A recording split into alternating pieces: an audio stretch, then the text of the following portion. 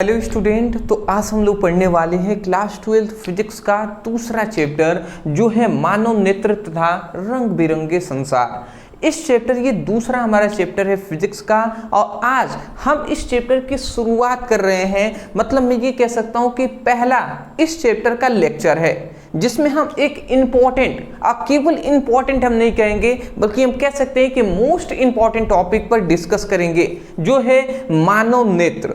तो मानव नेत्र के बारे में टोटल जानकारी है, जितने भी पॉइंट्स है इसका सचित्र वर्णन हम करेंगे।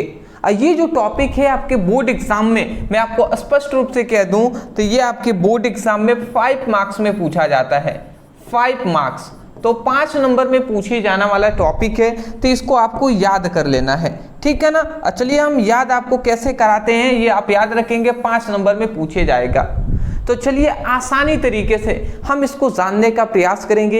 एक और पार्ट यहाँ पे हमने लिख दिया है कि 100% यहीं से पेपर आएगा, तो पेपर में ये 100% फिक्स है दोस्त कि ये आएगा ही आएगा, तो सभी को इसको तैयार कर लेना है। चलिए सबसे पहले हम ये जानेंगे कि मानव नेत्र हमें समझना है कि मानव नेत्र क्या होता है।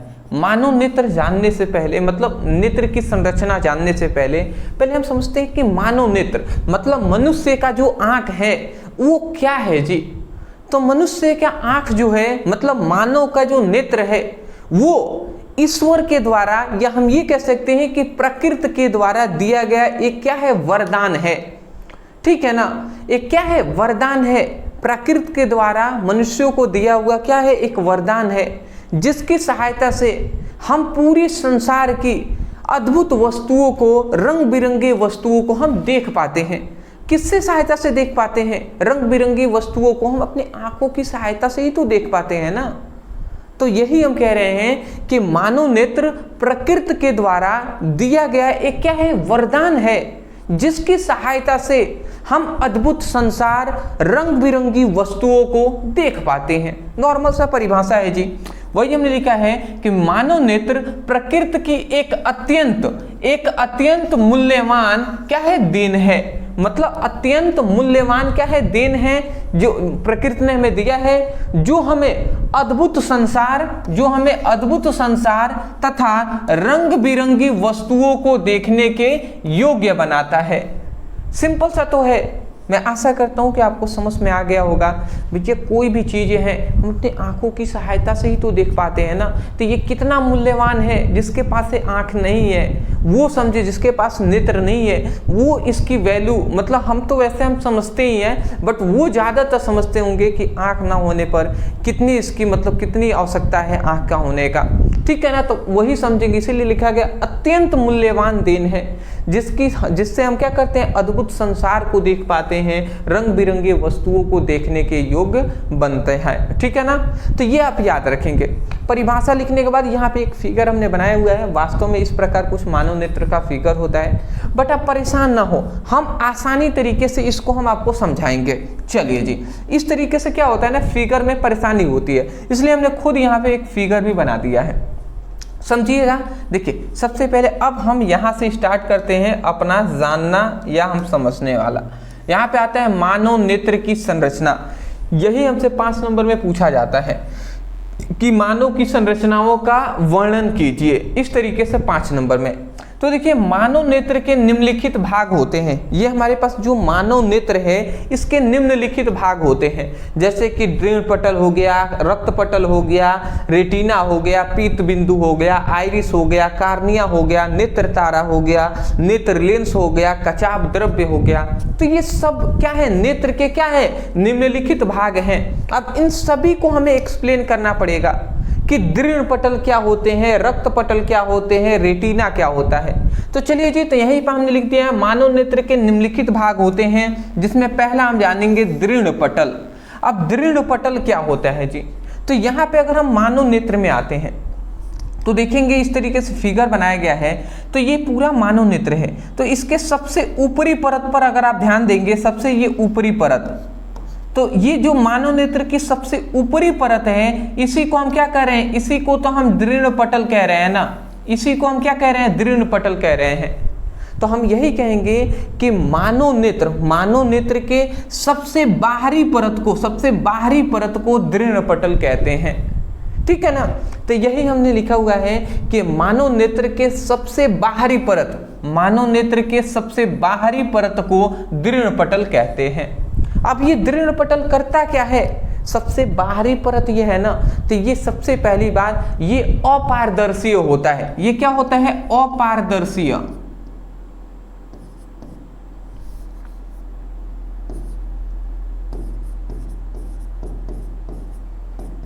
यह अपारदर्शीय होता है। अपारदर्शीय का मतलब जिसके आर पार हम क्या करें, नहीं देख पाते हैं, वही अपारदर्शीय है।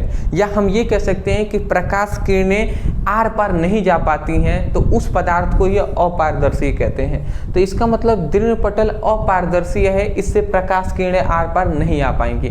तो सबसे पहले तो ये क्या होता है? अपारदर्शीय होता है। और यही दृढ़ पटल ही क्या करता है? इस नेत्र जो अंदर का भाग है ना, इसको सुरक्षित रखता है। तो इसका कार्य या उपयोग हम बता सकते हैं, तो वही हमने नोट्स में यहाँ पे उपयोग या कार्य में क्या लिखा है? यह अपारदर्शीय क्या होता है? यह अपारदर्शीय तथा कठोर होता है। कठोर मतलब मजबूत होता है, और अपारदर्शीय होता है। मजबूत नहीं होता तो कोई ईंट चलाकर भी मारेगा, फूट जाएगा ना भैया, इसीलिए इसको क्या कहा गया है? बनाया गया है मजबूत। इस पर बहुत मतलब उनके तो तुलना ही नहीं है, वो सब कुछ बहुत ही अच्छे तरीके से सब कुछ हम लोगों को प्रोवाइड किए हैं। अगला आता है, यह मानव नेत्र के भीतरी भागों को क्या करता है? सुरक्षा करता है। तो हमने कहा ना, ये जो दृढ़ पटल है ना, ये बाहरी भाग जो अंदर की भाग है, इसको सुरक्षित करता है। समझ रहे हैं? तो यही इसका क्या है? दृढ़ पटल का कार्य है। अब दूसरा हमारा जो आता है, जो है रक्तक पटल। रक्तक पटल क्या है? रक्तक पटल देखिए यहाँ पे अगर हम आते हैं रक्तक पटल, तो यही ना है जी रक्तक पटल, ये वाला। अगर आप ध्यान से समझें तो ये वाला क्या है? ये रक्तक पटल है। ये जो परत, दूसरी परत हमें दिखाई दे रही है, तो हम ये देख रहे हैं कि ये जो रक्तक पटल है, ये दृढ़ पटल के नीचे वाली परत है। तो हम ये कह सकते हैं कि दृढ़ पटल के नीचे वाली परत को रक्तक पटल कहते हैं। सिंपल सा है। तो यही बात यहाँ पे लिखा गया है। क्या लिखा गया है? कि दृढ़ पटल के ठीक नीचे की काली परत को क्या कहते हैं? रक्तक पटल कहते हैं। समझ रहे हैं? ये जो रक्तक पटल होता है, ये काली परत होता है, काले रंग का होता है। तो यही कहा जा रहा है कि दृढ़ पटल के नीचे वाली परत को, दृढ़ पटल के ठीक नीचे वाली काली परत को रक्तक पटल कहते हैं। मतलब सिंपल सी बात है, दृढ़ पटल के ठीक नीचे होगा, और दूसरी बात काली होता है, काला होता है। तो दृढ़ पटल के ठीक नीचे की काली परत को रक्तक पटल कहते हैं। तो दृढ़ पटल के ठीक नीचे की काली परत को रक्तक पटल कहते हैं। अब देखिए ये क्या करता है? यह प्रकाश को क्या करता है? अवशोषण करता है। अवशोषण मतलब एब्जॉर्ब करता है प्रकाश किरणों को। जैसे होता ही है दोस्त कि कभी कभी अचानक से लाइट जो होता है ना, हमारी आंखों पर बहुत ज़्यादा पड़ने लगती है। तो उस समय पर क्या होता है? ये जो काली परत है, ये क्या करता है? काली परत है ना, ये अवशोषित कर लेता है, जिससे हमारी आंख थोड़ी सी सही रहता है। ठीक है ना, ये इसका कार्य है। अगला आता है रेटिना। अब तीसरा हमारा आता है रेटिना। ठीक है ना। तो देखिए रेटिना क्या है? रेटिना यहाँ पे देखेंगे तो ये हमारे मानव जो नेत्र है, इसके सबसे अंदर वाली परत को हम क्या कहते हैं? रेटिना कहते हैं। तो यहाँ पे लिखा गया है कि मानव नेत्र के सबसे देखिए यहाँ पे गलत हो गया, बाहरी नहीं होगा, सबसे अंदर वाली परत को, मानव नेत्र के सबसे अंदर वाली परत को, अंदर। ठीक है ना। तो मानव नेत्र के सबसे अंदर परत को, अंदर वाली परत को हम क्या कहते हैं? अंदर वाली भी यहाँ पे लिख लेंगे। अंदर वाली परत को क्या कहते हैं? रेटिना कहते हैं। देख रहे हैं ना, रेटिना ही सबसे नीचे वाली परत है। तो मानव नेत्र के सबसे निचली परत को या सबसे अंदर वाली परत को रेटिना कहते हैं। अब रेटिना जो होता है, रेटिना का क्या कार्य होता है समझिएगा। रेटिना पर ही वस्तु का वास्तविक उल्टा प्रतिबिंब बनता है। मतलब समझ रहे हैं? हमारी जो नेत्र है, मानव नेत्र है, ये जो नेत्र है, तो हम कोई भी वस्तु को देखते हैं तो हमारी आंखों पर पहले प्रतिबिंब बनता है। तब जाकर हमारी जो माइंड है उसको सीधा करके दिखाता है। तो जो हम कोई भी वस्तु देखते हैं तो उसका जो प्रतिबिंब हमारी जो आंखों पर पड़ता है ना, हमारी आंखों पर प्रतिबिंब बनता है, तो वो प्रतिबिंब कैसा बनता है? तो याद रखेंगे सबसे पहली बात तो रेटिना, ये जो तीसरी अंदर वाली जो परत है ना, उसी पर बनता है प्रतिबिंब। अब प्रतिबिंब भी कैसा बनेगा? वास्तविक बनेगा, बट उल्टा बनता है। परंतु हमारी जो माइंड है ना, वो उसको सीधा करके दिखाता है, इसलिए हमें कोई भी वस्तुएं सीधी स्पष्ट दिखाई देती हैं। मैं आशा करता हूं ये समझ गए होंगे। स्क्रीनशॉट ले लीजिए, अभी बहुत सारे टॉपिक को जानना है, ठीक है ना? जल्दी जल्दी ले लीजिए। नेक्स्ट अगला हमारा आता है पीत बिंदु। अब पीत बिंदु क्या होता है? तो रेटिना के ठीक पीछे एक पीले रंग का बिंदु होता है जिसे पीत बिंदु कहते हैं। सिंपल सा तो है। देखिए अगर मैं पीछे ले आऊं तो ये जो रेटिना है ना, ये रेटिना वाली जो परत है, तो रेटिना वाली परत अगर आप ध्यान से देखेंगे तो यही ना है रेटिना वाली परत, यही रेटिना वाली परत है। तो रेटिना के ठीक पीछे मतलब यहीं पर, रेटिना के ठीक पीछे यहीं पे क्या होता है? एक पीले रंग का बिंदु होता है। एक क्या होता है? पीले रंग का, एक यहाँ पे पीले रंग का बिंदु होता है और इसी बिंदु को पीत बिंदु कहते हैं। तो रेटिना के ठीक पीछे क्या होता है? पीले रंग का एक बिंदु होता है जिसे पीत बिंदु कहते हैं। ये आप याद रखेंगे। और इस बिंदु पर बनने वाला प्रतिबिंब स्पष्ट दिखाई देता है। और याद रखेंगे ये जो बिंदु है ना, इस बिंदु पर यदि प्रतिबिंब बन गया तो वो हमें बहुत ही स्पष्ट रूप से दिखाई देता है, ठीक है ना? और जब कब बनता है? जब वस्तु ना 25 सेंटीमीटर दूरी पर हो, जब हमारी आंखों से वस्तु 25 सेंटीमीटर की दूरी पर होता है तो वो वस्तु जो है ना, ज़्यादातर उसका प्रतिबिंब क्या बनता है? पीत बिंदु पर ही बनता है, जिससे वो स्पष्ट रूप से हमें दिखाई देता है। तो देखिए दृढ़ पटल समझ लिए, रक्तक पटल समझ लिए, रेटिना समझ लिए, पीत बिंदु समझ लिए। अब हम एक एक करके अब इधर वाले को जानेंगे, आइरिस, कॉर्निया, नेत्र तारा, नेत्र लेंस क्या होते हैं। तो चलिए अब आते हैं हम अपने कॉर्निया पे। अब कॉर्निया क्या होता है? तो देखिए यहाँ पे लिखा क्या गया है? लिखा गया है मानव नेत्र के सामने के उभरा हुआ पारदर्शी भाग को कॉर्निया कहते हैं।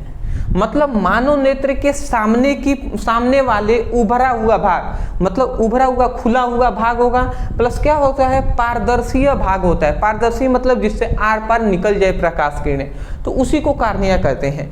अगर मैं आपको यहाँ पे समझाना चाहूँ तो देख लीजिए, ये जो हमारे पास कॉर्निया है, ये जो हमारे रेड तरीके से आपको दिखाई दे रहा है ना, ये वाला, यही है कॉर्निया। यही क्या है? यही है कॉर्निया। अब ये कॉर्निया क्या है? सबसे पहली बात, ये जो कॉर्निया है, इससे ये जो कॉर्निया है, इस नेत्र का सबसे उभरा हुआ भाग है, बाहरी भाग है, और उभरा हुआ भाग है। देख रहे हैं ना, उभरा मतलब उठा हुआ भाग है। और तीसरी बात, ये पारदर्शी होता है। पारदर्शी का मतलब इससे प्रकाश किरणें इसी से होकर जाती हैं, नेत्र में प्रवेश करती हैं। मतलब अगर कोई भी वस्तु हम देखेंगे ना, तो यहीं से होकर प्रकाश किरणें जाएंगी। तो यही कॉर्निया है जी, इसी से होकर प्रकाश किरणें सबसे पहले कहीं पर भी जाती हैं। तो मैं आशा करता हूं कि कॉर्निया आप समझ के होंगे। तो यही बात यहाँ पे लिखा गया है, मानव नेत्र के सामने के उभरा हुआ पारदर्शी भाग को कॉर्निया कहते हैं। और ये क्या करता है? प्रकाश किरणों को सर्वप्रथम कॉर्निया से होकर नेत्र में प्रवेश करता है। मतलब क्या है? जो नेत्र है ना, ये हमारे पास जो नेत्र है, इसमें प्रकाश किरणें अगर प्रवेश करेंगी तो कॉर्निया से होकर ही अगर नेत्र में प्रवेश कर सकती हैं प्रकाश किरणें, ठीक है। और तीसरी यहाँ पे एक और बात हमें बताया गया, क्या बात बताया गया है? कि नेत्र की दान में कॉर्निया भाग को ही दान दिया जाता है। ऐसे कहते हैं ना कि आई डोनेट कर दिए हमने, ऐसे ऐसे कहते हैं लोग, कहते हैं कि आंख उन्होंने डोनेट कर दिया। तो पूरी तरीके से नेत्र को डोनेट नहीं किया जाता, बल्कि जो केवल ये जो कॉर्निया जो है ना, ये पूरा नेत्र डोनेट नहीं होता है किसी का भी। केवल ये जो कॉर्निया भाग है, ये वाली रेड कलर का, यही केवल डोनेट किया जाता है, पूरा नेत्र डोनेट नहीं होता है।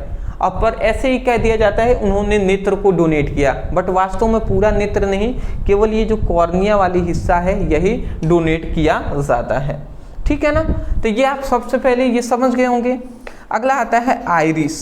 अब आइरिस क्या होता है, तो लिखा गया है कॉर्निया के पीछे एक रंगीन अपारदर्शक झिल्ली का पर्दा होता है जिसे आइरिस कहते हैं। तो देखिए कॉर्निया के पीछे एक रंगीन भी होगा और अपारदर्शीय झिल्ली, अपारदर्शीय मतलब जिससे प्रकाश किरणें आर पार न जा सके, नहीं जा सकते, ठीक है ना, उसे अपारदर्शी कहते हैं। तो ठीक है, तो यहाँ पे अगर मैं दिखाऊं तो ये देखिए कॉर्निया के ठीक पीछे ये पीले रंग का आपको दो यहाँ पे दिखाई दे रहा है, कॉर्निया के ठीक पीछे यहाँ पे पीले रंग का ये दिखाई दे रहा है ना, कॉर्निया के ठीक पीछे ये पीले रंग का आपको जो दिखाई दे रहा है यही है हमारा क्या है, आइरिस है। तो हम यही कह रहे हैं कि कॉर्निया के ठीक पीछे रंगीन होगा प्लस अपारदर्शीय होगा। अपारदर्शीय इससे प्रकाश किरणें नहीं गुजरती हैं, तो अपारदर्शीय झिल्ली को ही आइरिस कहते हैं, ठीक है ना। पर आइरिस में एक छोटी सी बिंदु होती है, आइरिस के ठीक बीच में एक छोटी सी बिंदु होती है जिसे हम नेत्र तारा कहते हैं।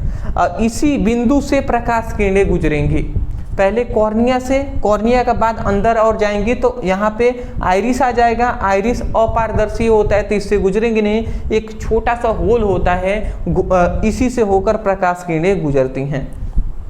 तो आइरिस आपने समझ लिया। तो अब हम आते हैं अपने कि यहाँ पे क्या कह रहा है, पतली, यहाँ पे कह रहे हैं नेत्र तारा, या इसी को हम पुतली कहते हैं, पुतली या नेत्र तारा क्या होता है, तो आइरिस के बीचों बीच एक छोटा छिद्र होता है, आइरिस के बीचों बीच एक छोटा छिद्र होता है जिसे पुतली या नेत्र तारा कहते हैं, ठीक है ना। तो ये क्या है जी, ये अगर मैं यहाँ पे आऊँ तो देखिए आइरिस के ठीक बीचों बीच एक छोटा सा छिद्र होता है जिसे हम नेत्र तारा या पुतली कहते हैं, और ये आवश्यकता अनुसार छोटा और बड़ा होता है। जब हमारी आंखों पर प्रकाश किरणें बहुत ही कम प्रवेश करेंगी, मतलब आंखों पर प्रकाश पड़ेगा ना, बहुत ज़्यादा पड़ जाएगा, तो ये जो बिंदु है बंद हो जाता है, ठीक है ना, अपने आप सिकुड़ जाएगा, बंद हो जाएगा, जिससे प्रकाश अंदर नहीं जा पाएगा, और जब अंदर नहीं जाएगा तो हमारा नेत्र सुरक्षित रहेगा, ठीक है ना, अंदर की भागों पर कोई इफेक्ट नहीं पड़ेगा। परंतु अगर प्रकाश ज़्यादा नहीं जाता है, ठीक है ना, तो उस समय पर ये ज़्यादा बड़ा हो जाता है। तो यही बात है जी। तो यहाँ पे पीत बिंदु के लिए यहाँ पे इसका कार्य हमने थोड़ा सा लिख दिया है कि पुतली, जो हमारी ये पुतली है ना, तो ये हमने लिखा है पुतली आवश्यकता अनुसार बड़ी और छोटी हो जाती है। क्यों छोटी हो जाती है, क्योंकि आप देखे भी होंगे अगर आपके आंखों पर लाइट बारा जाए ना, लाइट जो है उसको ऑन करके रख दिया जाए तो आपके आंख दर्द करने लगेंगे, तो वो दर्द ना हो इसलिए ये आवश्यकता अनुसार छोटी और बड़ी हो जाती है, ठीक है ना। तो यही बात है जी, जब प्रकाश ज़्यादा पड़ेगा ना हमारी आंखों पर तो वो छोटा हो जाएगा, बंद हो जाएगा, अब बंद हो जाएगा तो कम दर्द करेगा। नहीं क्या है, प्रकृति जो ईश्वर है ना, बहुत मतलब मैं कह सकता हूँ कि हम लोग को उतना दिमाग में नहीं जा पाएगा, उतना सोच को बनाए हैं, ये वो तो अलग ही है ना। तो ये बातें हैं, तो समझिएगा हर एक चीज़ हमें यहाँ पे अच्छी चीज़ें दी गई हैं। यहाँ पे आता है जलीय द्रव। अब जलीय द्रव क्या होता है, या जिसे हम कचाप द्रव कहते हैं, ये क्या होता है, तो यहाँ पे देखेंगे तो नेत्र लेंस और रेटिना के बीच में एक द्रव होता है जिसे कचाप द्रव्य कहते हैं, और ये स्वाद में क्या होता है, नमकीन जैसा होता है, मतलब खट्टा होता है। मैं आपको क्या कहा, सबसे पहले इन्होंने क्या बताया कि नेत्र के मतलब नेत्र लेंस, ये जो नेत्र लेंस है ये हमारे पास जो दिखाई दे रहा है ये नेत्र लेंस है। तो नेत्र लेंस और रेटिना, ये रेटिना के ये परतें हैं, तो नेत्र लेंस और रेटिना के ठीक बीच में क्या होता है, एक द्रव होता है जिसे हम कचाप द्रव्य कहते हैं, ठीक है ना। तो आशा करता हूँ आप समझ गए होंगे कि क्या नेत्र लेंस और रेटिना के बीच में एक द्रव होता है जिसे हम कचाप द्रव कहते हैं, और ये नमकीन होता है, मतलब पानी की तरह, लिक्विड की तरह होता है। अगला आता है नेत्र लेंस क्या होता है, तो नेत्र लेंस जो है ना, यहाँ पे जो लेंस है, यहाँ पे याद रखेंगे ये जो हमारे पास लेंस दिखाई दे रहा है ये क्या है, ये उत्तल लेंस है। ये सबसे पहली बात, उत्तल लेंस होता है, पारदर्शीय होता है, ठीक है ना। ये दो बात आप याद रखेंगे, नेत्र लेंस है और पारदर्शीय होता है, ठीक है ना, मतलब आर पर प्रकाश किरणें जा सकती हैं। तो और ये प्रोटीन से बना होता है। तो यहाँ पे लिखा गया आइरिस के ठीक पीछे एक प्रोटीन से बना हुआ है वो लेंस जो है, तो आइरिस के ठीक पीछे प्रोटीन का बना एक पारदर्शी व मुलायम पदार्थ का एक उत्तल लेंस होता है जिसे नेत्र लेंस कहते हैं। तो देखिए हम यहाँ पे वही बात कह रहे हैं, देखिए क्या कहे हमने कि आइरिस ये है, आइरिस के ठीक पीछे प्रोटीन का बना एक मुलायम उत्तल लेंस होता है, उत्तल लेंस होता है जिसे हम क्या कहते हैं, नेत्र लेंस कहते हैं। ठीक है ना, तो ये बातें आपको कहा गया है, तो आशा करता हूँ आप समझ गए होंगे। तो ये था जी हमारा आज का ये टॉपिक, जो कि मैं आशा करता हूँ कि जो नेत्र की संरचना पर हमने जो कुछ भी यहाँ पे सभी टॉपिक हमने बताया हुआ है ये आपको समझ में आ गए होंगे। अदरवाइज स्क्रीनशॉट ले लीजिएगा, अभी मैं टाइम दे दूंगा। अदरवाइज मैं यही कहूँगा कि मुझे तो लगता है कि समझ में आ जाने चाहिए, बहुत ही समय देकर हमने एक एक टॉपिक को समझाया है। अदरवाइज वीडियो पसंद आया है तो वीडियो को लाइक करने के साथ साथ चैनल पर नए होंगे चैनल को सब्सक्राइब कर दीजिएगा। डिस्क्रिप्शन बॉक्स में लिंक है, आप चाहें तो वहाँ से अपनी फिजिक्स की केमिस्ट्री का अच्छे तरीके से स्टडी कर सकते हैं। और अदरवाइज आपकी इच्छा चाहे तो वीडियो को शेयर कर दीजिएगा, लाइक कर दीजिएगा, सब्सक्राइब कर दीजिएगा, इतना कर देंगे बहुत है जी। चलिए, thank you so much for watching this video. Thank you.